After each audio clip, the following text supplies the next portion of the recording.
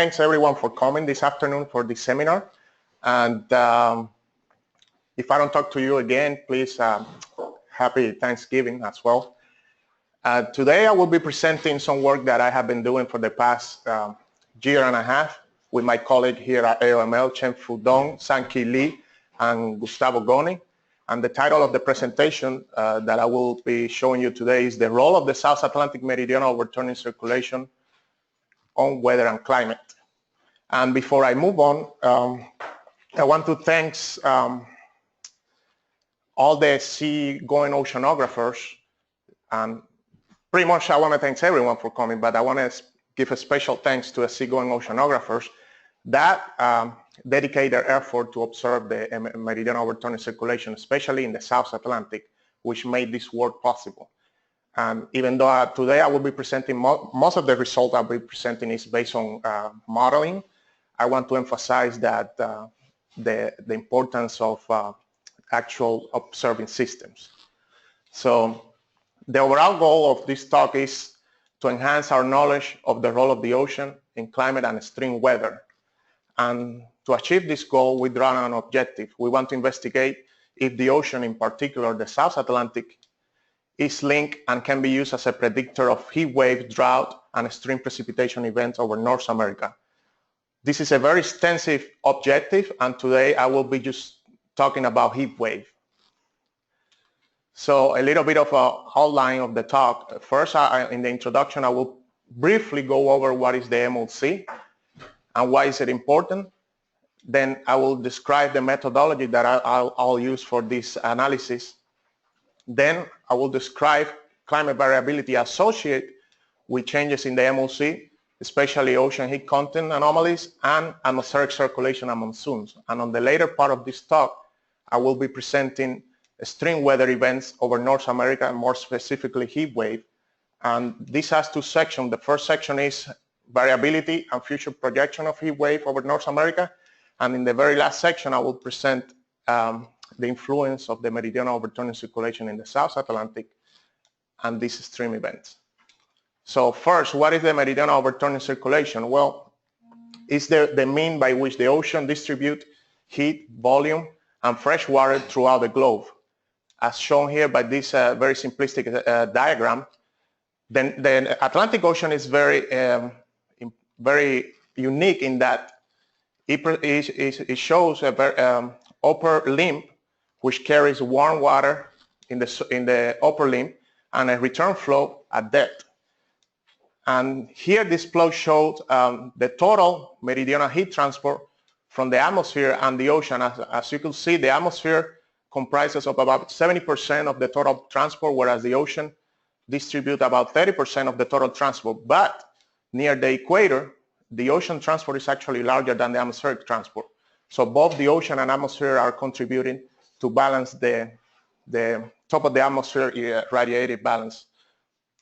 The South Atlantic is actually unique in that it's the only major ocean basin that transport heat equatorward from the poles to the equator. So it's kind of like a thermally indirect transport, whereas the atmosphere and the other ocean basins transport heat away from the equator. So that's one of the main motivations why we're looking at the South Atlantic MLC. I want to emphasize the observing systems from NOAA and other international partners.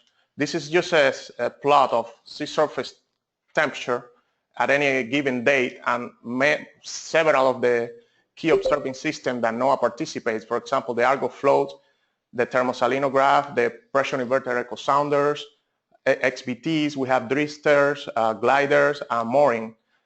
And today I want to concentrate on this transit here. This is an XBT transit around, which is known as AX18. And in this study by Dong et al., they found that the volume transport is highly correlated with the heat transport along this transit here. And there is large interannual variability, which comprises of geostrophic as well as Ekman transport in this region. This region is the one that we are going to be concentrated for this talk. And the variability of the transport in this region could be linked to several processes or oceanic processes. For example, the Agulhas leakage, the Malvinas-Brazil confluence, as well as interocean transport exchange, which could modulate the heat transport and volume transport in this region, as well as heat content anomalies. So, like I mentioned before, for this talk, I'm going to present one of the first attempts that link the meridional heat transport and both volume and heat transport along this transit and climate variability and extreme weather elsewhere. So how are we going to do that? As I say, I'm going to use a couple model from the Community Earth System model from NCAR. I'm going to use what's known as a large ensemble simulation, where it's comprised of a long pre-industrial simulation over 1100 years. And then it's also comprised of 30 ensemble members for 20th century climate, 1920 to 2005, and 21st century climate, 2006 to 2100, under the most extreme IPCC scenario, the RCP 8.5. So this is a climate change run. I'm also going to use some observational data and reanalysis products. I'm going to use the satellite-derived South Atlantic MOC and meridional heat transport from Dong et al. At these 4 latitudes, 34, 30, 25, and 20. I'm also going to use sea surface temperature, the ERSST version 3 from 1870 to 2015. And I'm going to use atmospheric reanalysis from the ECNWF 20th century reanalysis. And some of the analysis I will be presenting here for the climate variability section, I will rely on composite analysis, correlation, regression, empirical orthogonal function analysis, as well as joint EOF of what's known as single value decomposition. I'm also going to, for the stream event, I'm going to assess them using what's known as skew PDF, as well as stream value theory analysis and clustering of the streams. So I have this model that has, the pre-industrial run has about over 1,000 years. So I can assess the transport along 30 South. Am I using the meridional heat transport? I removed the climatological mean, as well as I did a low pass, 11-year running average, and this is what I get. I get a low frequency component of the meridional heat transport, which is not shown here, but it's mostly dominated by the geostrophic component. And I will do a composite of this time series. I'll be looking at the strong and the weak, and my composite will be done in terms of weak minus strong. This is kind of counterintuitive. Most of these composite differences are done strong minus weak, but it's going to become more obvious later on the talk why I did it backwards.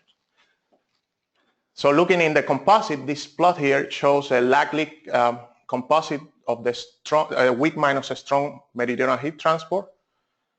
This is the black line, and the color is the heat content anomaly over the South Atlantic Ocean.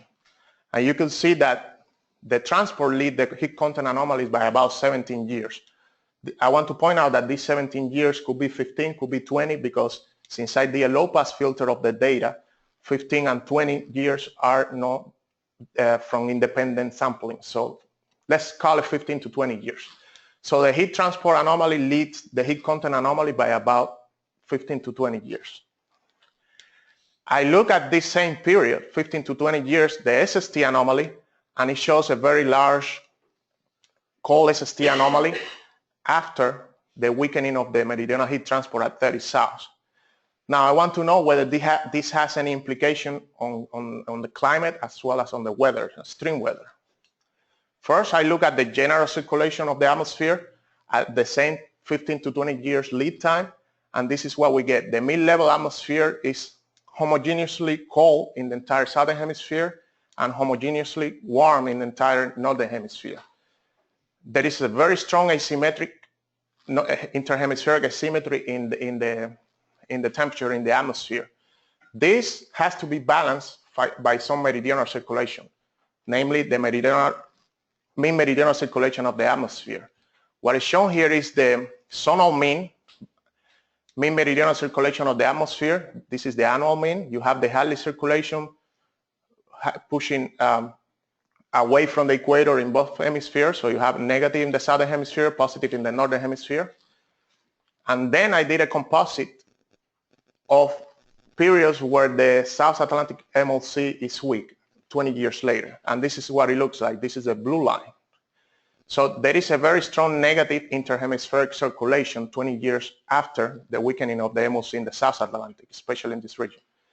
This tells you that there is a southward transport in the atmosphere, a response to the weakening of the MOC in the South Atlantic, which is expected given this meridional structure. So there has to be heat carried away from the northern hemisphere to the southern hemisphere. Just by means of testing whether my results depend on the location and whether it's dependent on the northern hemisphere, meridional heat transport, North Atlantic, I'll repeat the same analysis looking at the same composite, looking at the North Atlantic meridional heat transport, and I get this red line. This red curve, like you see, is about the same magnitude as the blue curve. So the South Atlantic MOC is as important based on this analysis as the North Atlantic MOC in terms of generating this interhemispheric atmospheric circulation. And when you join them, you get this green line. So the two could be working in phase to create this circulation. Now, this could have great repercussions for extreme weather and climate elsewhere. As is shown here, this is a mechanistic. I'm going to briefly go over this. This has been recently published. It's a very complicated mechanism with it's a very long mechanism, like a long chain with lots of links. So I'll try to be brief, but if you have any questions, please feel free to ask. So we have a weakening of the MOC. In the South Atlantic, it leads to a negative heat transport convergence, that is a divergence, which eventually leads to a negative tendency of heat content. And about 15 to 20 years later, it leads into a heat content anomaly, negative heat content anomaly.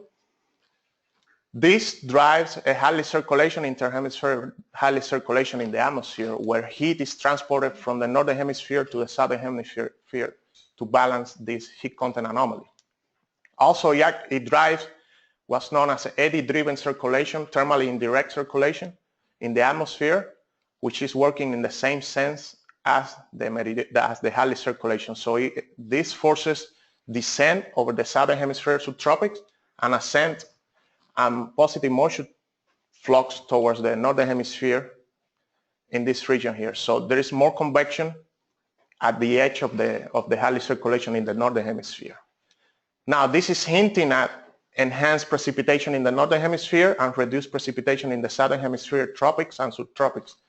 So we're going to show that this is actually leading to a strengthening of the monsoon in the northern hemisphere. And why is this important? Well, in the summer months, the monsoons are the main drivers of climate variability globally. And so it's almost non-existent, and the main convective regions are over the monsoon. So if we can show any modulation of the monsoon, we can more or less assess what the climate will be.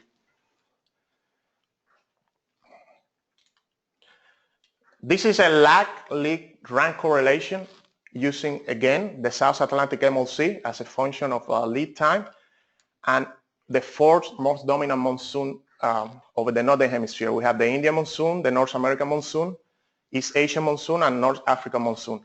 And you see that this 20-year period shows up in the monsoon correlation as well. And they are statistical significant based on a non-parametric significant test. So this region here is significant, meaning that when the MOC is weak, 20 years later, the monsoon are stronger, hence the negative correlation.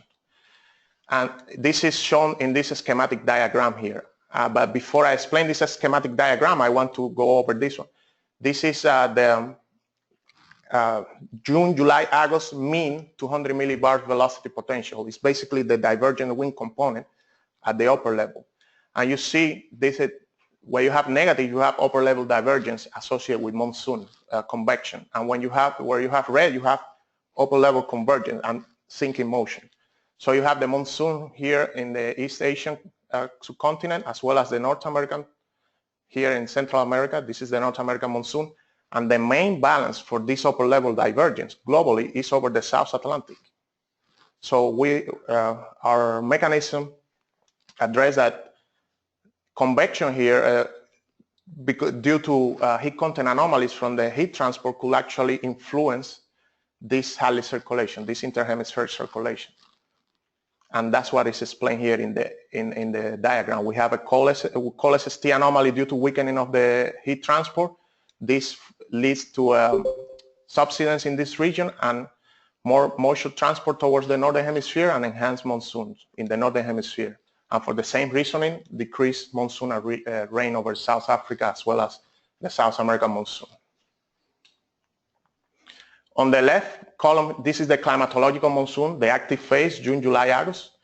And this is the composite, weak minus strong South Atlantic meridional heat transport. And both precipitation and circulation at low levels are consistent with the strengthening of the monsoon. And everywhere you see a blue dot, it means the composite difference is significant. So pretty much all the four northern hemisphere monsoon are strengthened by weakening of the South Atlantic MOC at 20 years lead time. Now, this was a published result, this mechanism. What I'm going to present now is more like a preliminary result on how this could lead to modulation of extreme weather events over North America. So like I said, we hypothesized that the meridional heat transport could serve as a potential predictor of decadal heat wave variability. This is possible through modulation of the monsoon and diabatic heating from these monsoons, which could eventually lead to heat wave modulation elsewhere.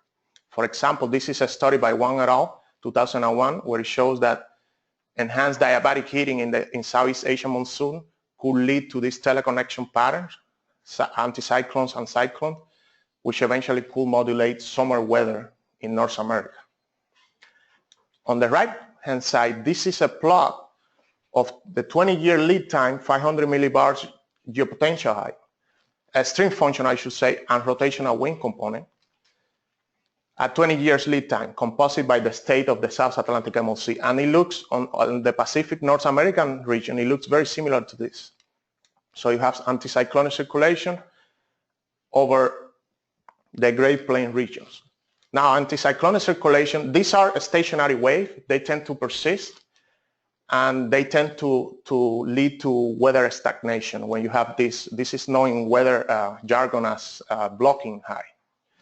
So all the weather goes to the north of it. So this region is a high pressure, so it's very persistently dry, clear sky. In the summer, this could lead to heat wave.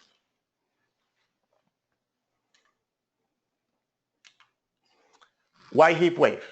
Well, I pick on heat wave because, as this study shows, it's the leading cause of weather-related death in the US. It tops hurricanes, tornadoes, flood, recurrent winter storm, everything else.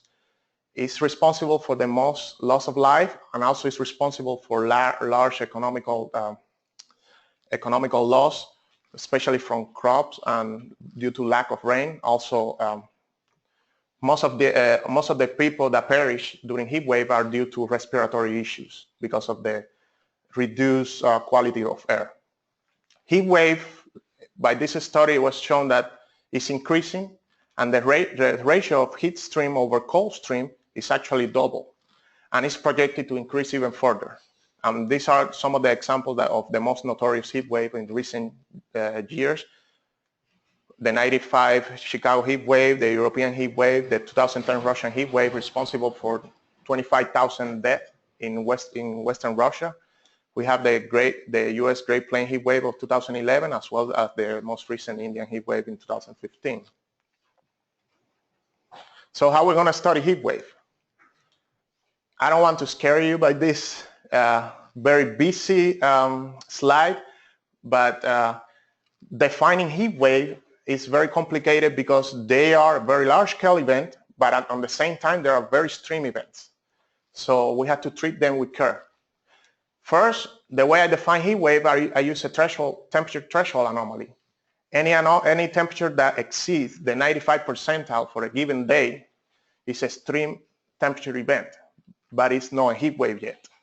We have to spatially filter this event to remove any hot grid point, because heat waves are associated with large-scale circulation patterns, so they are a large-scale physical event. We also do a temporal smoothing of these temperature anomalies because heat waves tend to last for more than 5 days. Some of the heat wave events, for example, the Russian heat wave, lasted for 45 days. And at the end, we have spatial maps for each day with temperature anomalies with respect to this 95 percentile. So what we want to do is we want to cluster them into heat wave clusters. Think of it of like doing EOF analysis of your regular EOF analysis. This way we want to do a cluster analysis. We're going to cluster heat wave to come up with a spatial pattern of the most common heat waves. And we're going to rely on what's known as an agglomerative hierarchical clustering algorithm, which basically we start with every event, every temperature anomaly is a heat wave event. So we're going to cluster them, and we're going to start eliminating them and combining them by their distance. And their distance is just measured by the spatial correlation. But we have to have a stopping criteria. How many clusters do we want? If you keep going, eventually you will cluster all streams into a single large heat wave cluster. We don't want that. There has to be a physical meaning behind it. So we're going to rely on the dissimilarity index, this equation shown here, which is nothing but the 1 minus the spatial correlation of each cluster.